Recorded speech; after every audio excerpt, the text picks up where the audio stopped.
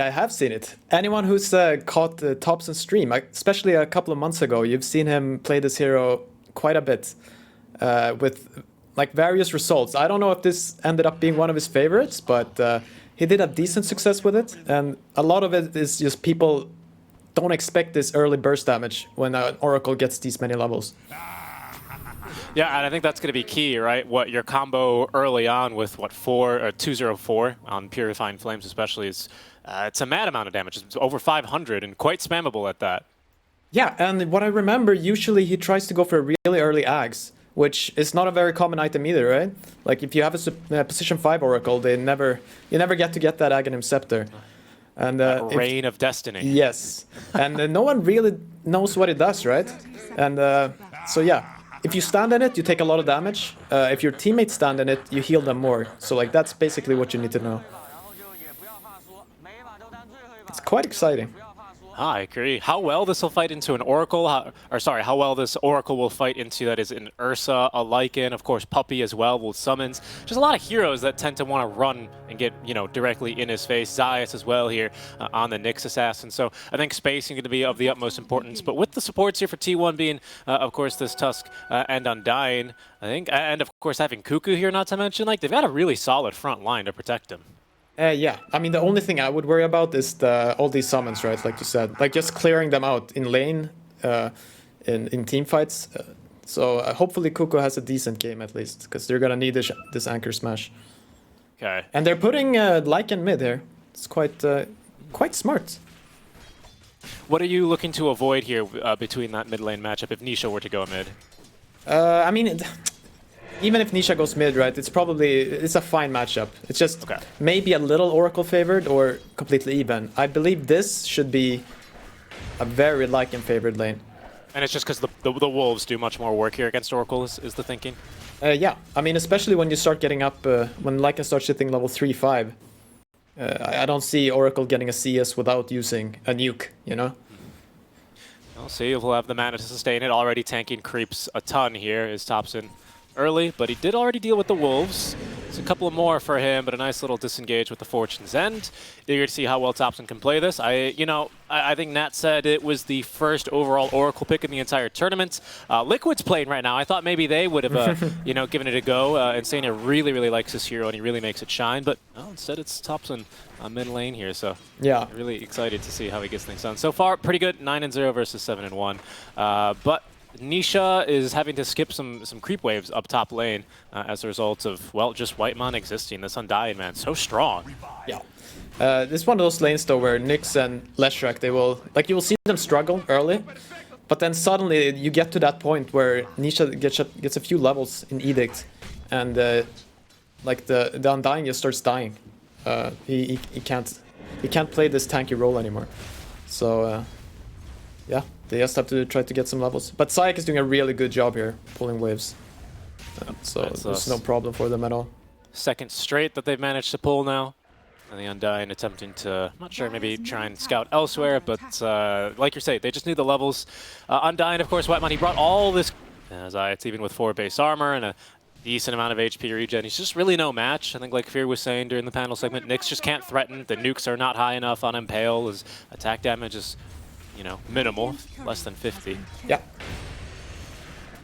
And the only other lane we haven't really touched on, hold that thought actually, is top lane. They're making a play onto Whitemon, and it's even a kill there for Nisha, as I'm setting that one up with a really nice Impale.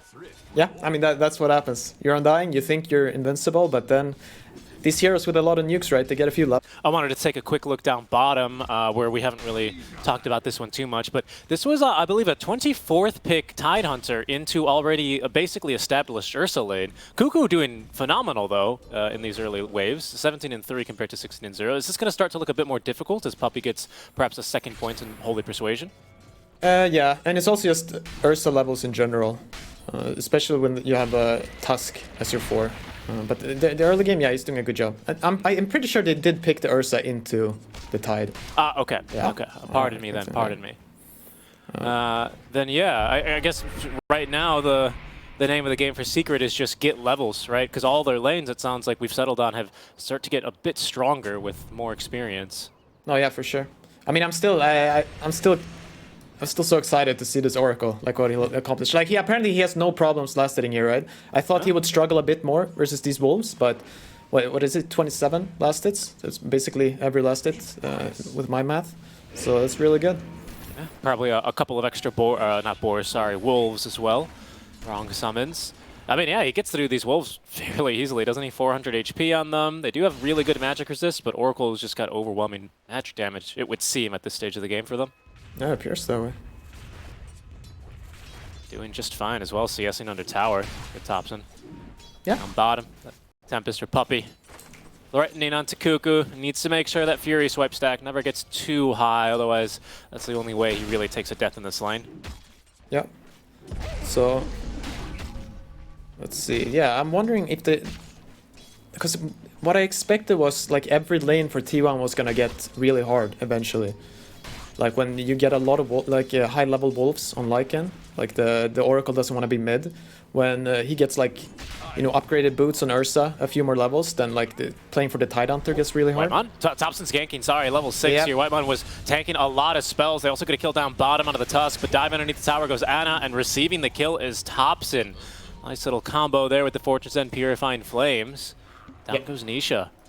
Yeah, you can try to dodge him, but it come for you. Watch out for Topson. Yeah, I mean, I guess in that sense, the Oracle, especially with pretty good cast ranges, considering the laning stage, makes a very good surprising ganker. However, down bottom, they're making a play on a Cuckoo. The TP away, Cuckoo. They needed one more stack there on the Fury Swipes. He will make it safely back home. That's 0.3 seconds away from disaster. When you die without TP, that's the walk of shame, as they say. And a very slow walk for the Watermelon. Oh, he's got phase boots though, actually. Coming along very nicely for his itemizations. But mid lane, some lasting damage done to this tier 1 tower with the first wagon. Rezo already with the Helm of the Dominator. Pardon me, and a Centaur Conqueror showing in the mid lane. Yeah, so Rezo's farm is really good, of course, as expected. But I mean, Topson has kept up just as well, right? And me personally, I expected Secret to do a little better in every lane, but yeah, let's see here. Now it's time for Lycan to show his worth.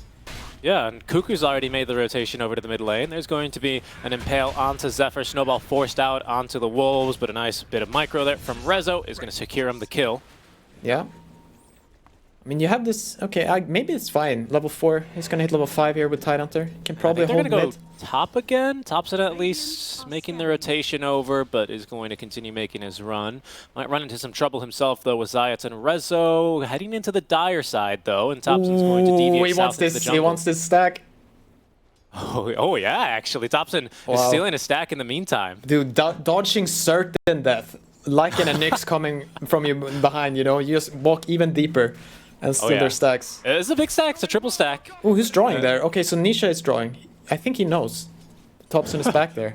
This Topson guy always going 404 on every single mid laner. Look. Oh, this is dirty. Oh my god. They're all gone. Yeah. Topson now, all of a sudden, he leaps to the head of the board for last hits and denies. His net worth as well, reflecting nicely, 3,600, as they're going to make the play onto Zayat. Gets off a nice Impale, though, and the spiked Carapace, but surrounded by T1 heroes, he will fall. Yeah, then that's where you see the Oracle, right? Like, Purifying Flames here maxed out at 7 minutes. It's a lot of damage.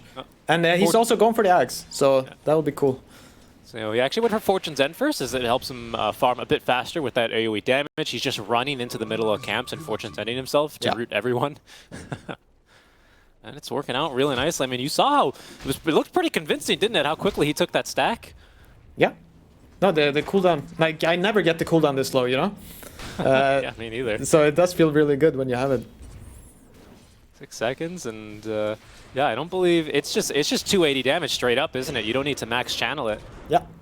So it's pretty speedy here. Whitemon maybe in some trouble. This is of course a Topson mid lane Oracle, so he doesn't have the points in False Promise. Look at that damage on Nisha, though. But his own tankiness, as Nisha is gonna die. Topson persists. In comes Rezo, though. Ooh, I think he got it. Cancel ready, the Impale. Oh, the speedy little Centaur Conqueror there with the stomp in time is going to be able to punish Topson. Yep. Very nice, very nice. Hard to blame him there. I think against almost any other mid laner, you know, Tombstone is going to actually slow them down and allow him to escape, but not against the Shapeshift. No, for sure. I mean, Secret are quietly taking a bit of a gold lead, but it's nothing major, right? It's just a few hundred gold. So he'll be okay. Alright, nice. Dire's top tower is under attack. The problem now, I guess, is they don't really have anyone to stand versus Lycan. I mean, the Morphling is gonna try to TP up here. Let's see. Yeah, I guess he can chase him away.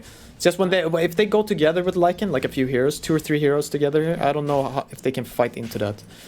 They do have Ravage and Tombstone though, so like, yeah, lineup is not too bad. I wonder, you know, to deal with all of this magic damage early, taking a look towards the Puppy Chen, who we haven't really spoken about too much. If he's going to end up trying to find one of these small creeps, so the Centaur Coursers, right? What is it, the 10% magic resist aura for free, basically? No, yeah, for sure. And yeah, speaking of Puppy, he's had a really nice lane. Like, usually when you see who won a lane, right, you only look at the core players. But if you compare the supports here, Puppy's actually ahead of the position 4 with 800 gold. And I think he has, he has mech coming. There's full mech, 10 minutes. Yep, very strong. Mech buffed as well in 732. Recipe cost decreased, but I think most importantly, especially early, this cooldown going down by 15 seconds. And T1 dropping a tombstone here. There is no point in Ravage. Now, if they can get a kill, Tide will probably get up to level 7 here, and he can commit for the point. But right now, T1 just trying to run at enemies and not a lot of lockdown at their disposal. Yeah. No, I guess they can try to like snowball in, right? But it's not the easiest. They don't have the easiest initiation right there. A nice play by Nisha, even though he's not the mid laner. Of course, he knows one of his objectives here is definitely that mid tier 1 tower. He's gone for the sampler build here on the Lesh 2-2-2-1, and coming along very nicely for his farm and experience as he's catching back up after having to split experience with Zayats in the lane. Yeah.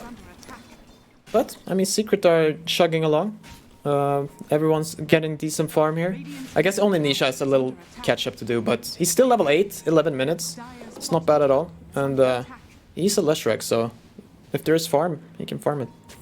He'll find it. And I think that sentry might have just caught Zayats on his way out of its range.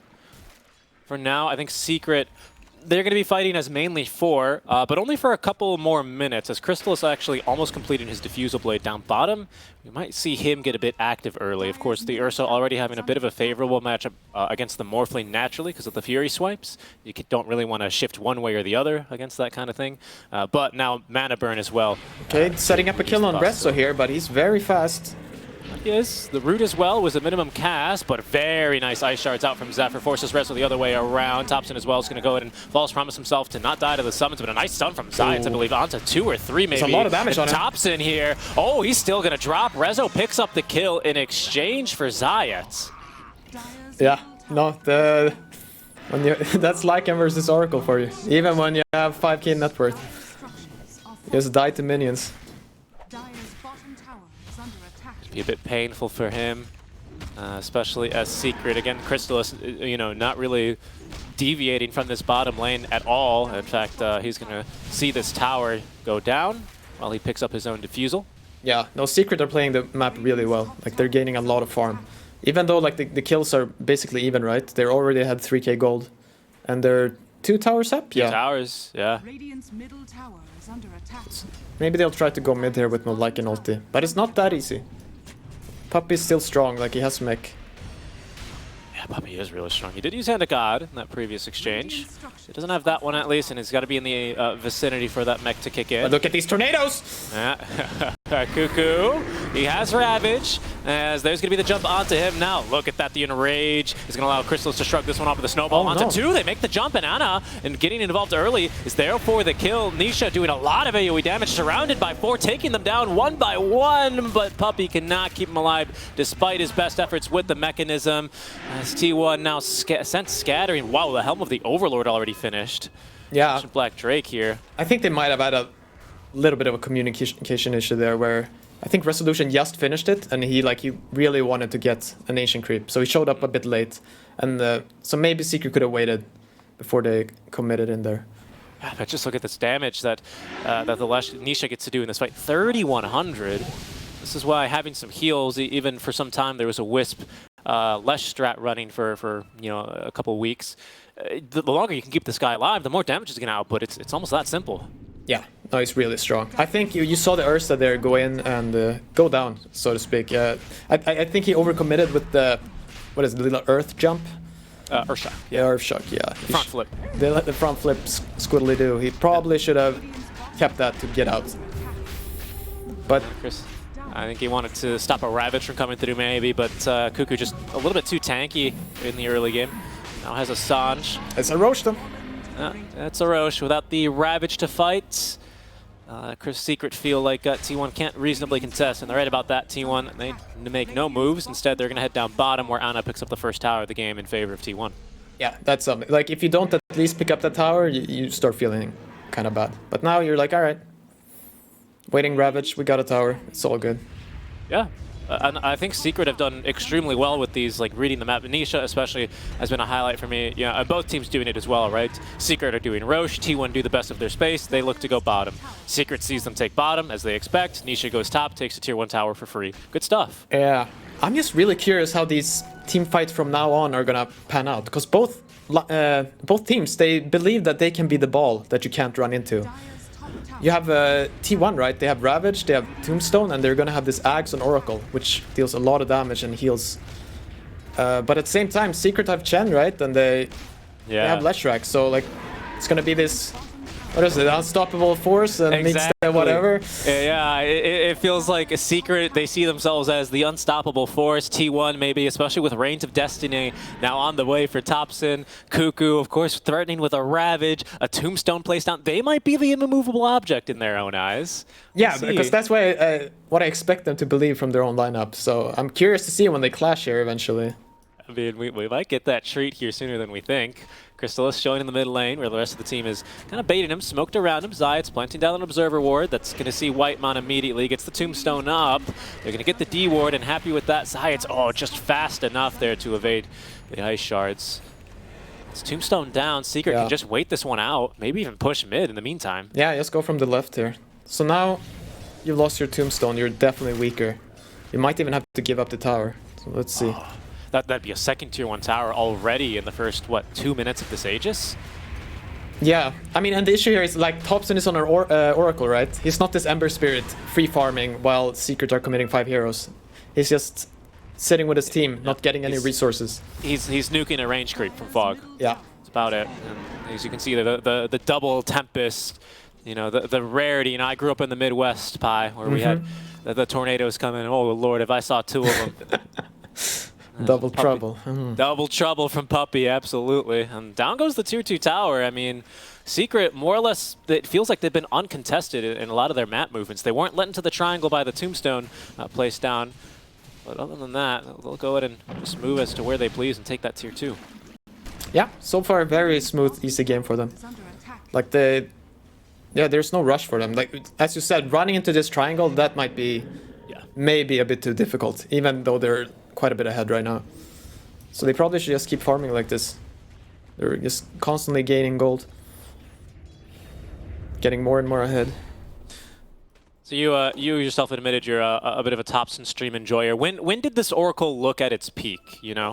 When did it look strong to you and kind of made you go, what is he doing from that to, okay, this is maybe legit? I mean, honestly, I'll be honest, I don't ever think it was that strong. Let's hear, they might jump in mid. Okay, and they will. And with Zayat's nearby, they've got the kill. Yeah. So yeah, a little bit of Topson stream lore. I believe he spammed Oracle at the same time as he was spamming Zeus. And in this period, I think he was losing a lot of MMR, so... but, I mean, it's not like he lost every game. No, of course not. Alright, T1 getting chased down here. Yeah, that's going to be another easy kill for them. Team Secret showing off their voice lines as well in the supporter pack. Yeah, I mean, it sounded like, as well from that, I remember from that period of time, everyone was talking about the 404 Zeus, the 404 Zeus this and that, it's so good, and then even Nisha started really impressing some people with it over at the Riyadh Masters. That's about the time I recall this happening. I don't remember a lot of people saying much about the 404 Oracle, a little kill back here's here. a kill. Yeah, nice. Something Are they for T1. Okay, so Crystallis is teeping here. Nisha as well, giving chase. It's got a full Bloodstone. Probably one of 2 heroes in the entire game right now that feels comfortable buying this item this early, especially. Oh, which one? What's the other one? I Maybe a storm. I don't think so. I think this is the hero. And the funny part, right, is that it's completely bonkers on Leshrac. Like, it's so broken. I'm a bit surprised we haven't seen it more. Because in pubs, I have to play this hero a lot. Zephyr. Oh, he thinks better about going up to that high ground where Secret, of course, are lying in wait. They've got an observer as well. That would have been a bit of a scary jump to make, especially because Rezo sitting on the last couple seconds of this DD rune. And speaking of last couple of seconds, Crystallis' Aegis is going to be reclaimed. Decent progress here made. Good accomplishments under first Aegis, would you say, for Secret? Yeah, I mean, they're completely fine with how this game is going. I'll just speak for T1. Like, it's just a bit unfortunate when you pick this kind of tempo type hero mid, like an Oracle, that you want to get your Ags and then go. And then you do finish your Ags, and now it's been 5 minutes with your Aghanim, and you haven't even used the spell once. Yeah, so that's not very comfortable for you. Yeah, and I mean, it's unfortunate for the Oracle. It's not an Ags that's going to help him farm or anything like that, right? It's a team fight, you know, Ags. That's where we'll see it shine. And, well, the only kind of time he's been engaged on, he's gotten 100-0 during the lockdown from Crystallis and Zayats. Yeah. Actually, I do think you can farm with it. Oh? I don't know if I've seen him use it yet. No, I mean, there hasn't been anything to farm, right? Like, Secret have held the map very, like an iron grip. Here they go now. Cuckoo. Taking this one on all the ice shards, though, and every little thing. Zephyr's in real deep. Oh, here's the Axe.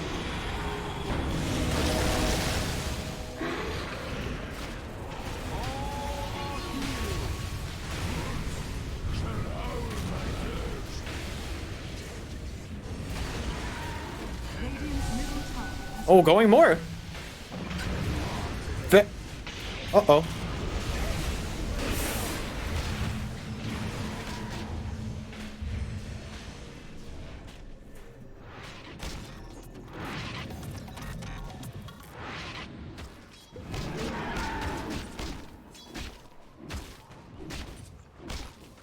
Wow, that could have been so much worse for T1, and it could have also been so much better. Unfortunately, Thompson got caught by Nick stun, so he couldn't. Like, Anna was going in full glory blazing because he was expecting Thompson to save him, but Thompson got caught by some stray stun, and yeah, Anna just dies. Fortunately, almost all of them managed to TP out, so it's not too bad. Yep, not too bad. They get a tier 1 tower for their troubles, and still a kill onto Puppey and a kill onto Rezo. It means they don't leave the fight completely empty-handed. But I think any fight that Secret can walk away from and then immediately move onto the enemy side of the map is a fight that, honestly, they're not too displeased with. A fight that means they don't take, you know, a bunch of tower damage, maybe lose a major objective. They're probably okay with that, as we'll take another look at the fight. Yeah, no, because what I wanted to say here now when the fight begins, right? You think, like, this initiation is kind of botched, like, it's not looking good. But then the immovable object, right? Like, the Secret tried to run in here, but what happens? They have to run away. Look, you can't fight this tombstone. No. Look, Nisha trying to man up, but they have to run. But this is when the unfortunate thing happened. Look here, look at Thompson. I believe he gets stunned in the back here. Yeah. Yeah. And then... oh, yeah, he doesn't manage to save his buddy Anna. And that's what Anna expected the save there, so... very well played by Sayak to get that. They got to bail out of that fight pretty quickly. Secret, in the meantime, they find a free pickoff onto the Tusk. Nothing too major. Tusk now does have Blink Dagger. He did manage to amass the gold for that. So Snowball save, False Promise, now both an option. We'll keep our eyes out for that one, as Secret might not be expecting the Tusk Blink at this exact moment. Yeah, no, a very good pickup. I think, do they have all their spells? Ravage and 6? Yeah, they should fight again. Like, there's no need to wait there. And I'm not sure about Secret posturing here. Let's see. T1 holding a ward. Yeah, T1 should definitely try to fight there. Like, they should go, go, go. Don't let him get out. They're going to smoke up. And Crystallis is going to make it out of the jungle with a Ancient Granite Golem in tow. That one's Rezo's, of course. Zayats as well with his own Blink Dagger. Yeah. They're out for some more fantastic initiations. He found, I believe, a couple of 2-man impales, 3 even in that last instance, in that last engagement. Yeah, Roche is up, right? Yeah. There's number 2. It's always a big one. That's always one that Ursa has his eyes on.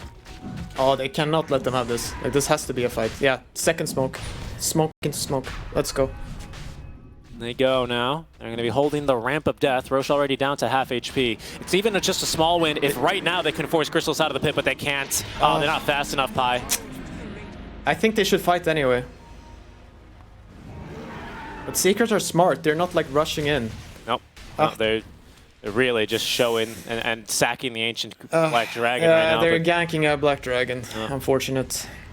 250 gold. That's a loss that Secret can afford to take right now. Yeah. No, I really wanted them to go a little more crazy there. Like, should have tried harder to find that fight. Knights and Crystals, maybe a bit of a hunting duo, but definitely respecting the positioning here from T1, especially, of course, with the, I think that's an Observer, yes, indeed, out from Secret on the cliff. Yeah. I thought Whitemon was going to commit a tombstone there to deward for a second. Yeah, I mean, because the awkward part now for T1, right, is just they have one hero farming, and yeah, they're just sitting 5 together, so the gold is just going to keep going up and up and up for Secret. And this Ursa is going to continue to scale very nicely, right, with a free Ag Shard, heading into Basher, Abyssal next. You know, he's got plenty of items he can still really look to go for. Might have a fight coming here. Ana. Oh, he's just in. Look at that, right on a Whitemon, but they can't burst him. He does get the tombstone down to the high ground. Crystal is disarmed by a second. He's going to BKB up. Nisha is going to actually find the stun on the tops, and he forces the Reign of Destiny and the False Promise both onto him. Crystallis will find his man eventually here. So down goes Whitemon. They're not fighting underneath tombstone anymore, as well as Cuckoo now is being focused onto Crystallis. They get through Ana, as Rezo and Zayats, I think, are going to collect him. Thompson on his high ground. Zephyr doing what he can with a brief Walrus punch, but I think he's not safe here. Yeah, Impale's going to catch him. Crystallis, the last of his mana here for the overpower, and an full team wipe in favor of Team Secret. Yeah, very nice for Secret there. It's unfortunate, like if you see, right, they didn't even get to use Ravage. Like Ana kind of waveformed away by himself, and then they were split up. With Whitemon already dead early too. And after that, it's just very difficult to fight. Yep. I really like Crystallis' jump there. You know, when an Ursa's right on top of Undying, obviously not a matchup Undying particularly likes, despite how tanky it can be. It's a quick decision. Do I put down Tombstone or do I die and save it for the next fight? He decided to quickly put it down, and unfortunately T1, they just weren't really set up around it. Yeah. Cuckoo though? Oh, okay. From the trees. As Secret clean up an entire mid lane of barracks. That's the kind of building damage that they can do, especially with the Lesh. Yeah, so now we're in a definitely despair part of this game here for T1. They do still have like Tombstone, they have Ravage. So like what they need is the Ursa to jump in, right? And they need to hit the Halberd right away, I believe. Okay, let's see here.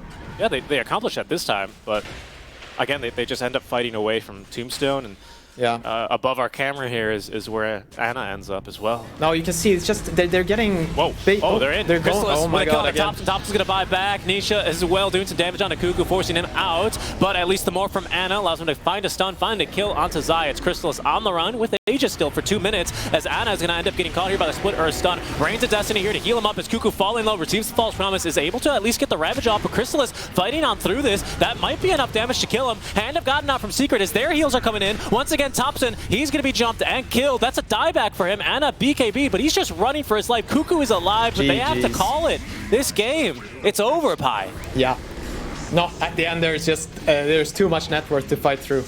Like you can see their lineup, they're staying alive more than you expect, but 20 gold behind, Aegis, it's just too much.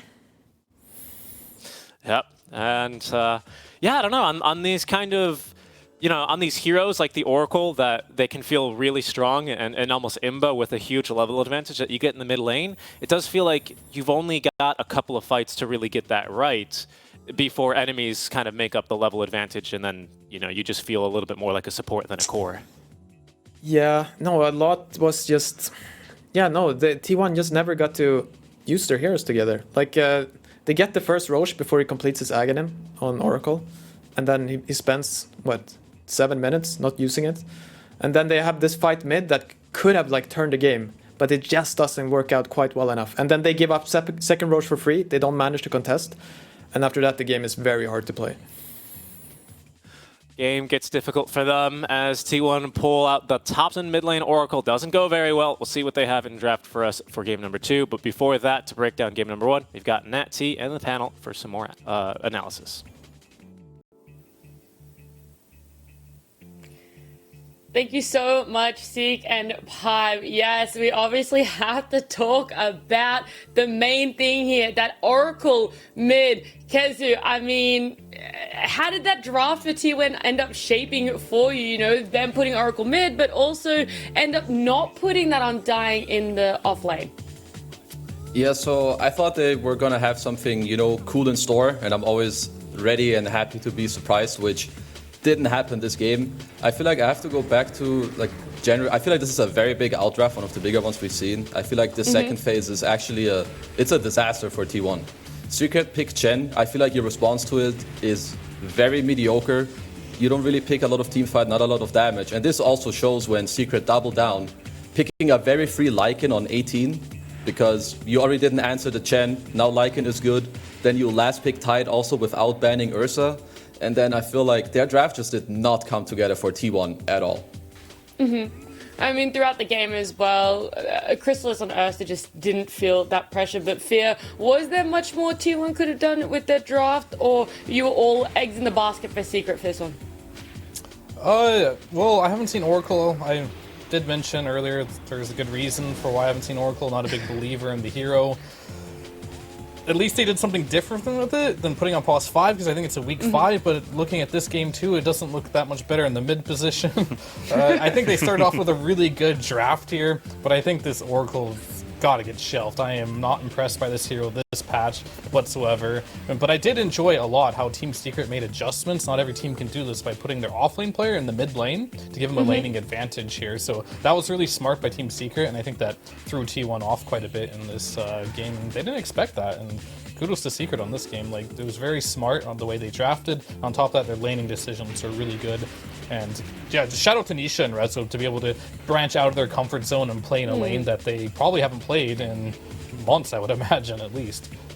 Yeah, it's showing that versatility that Secret are able to pull out. And for yourself, T-Panda, I mean, we've touched on the draft, we've touched on that laning, but as we got later into the game, there's some key things that stood out for how Secret were just sort of running over this map.